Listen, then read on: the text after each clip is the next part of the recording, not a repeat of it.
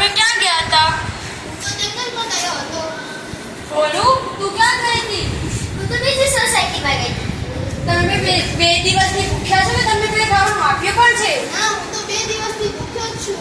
બોલું તને મને તો મારા નાના માલિકે બહુ જ ખાવાનું દીધું. રોટલી, દૂધ અને વાહ એટલે હવે તમે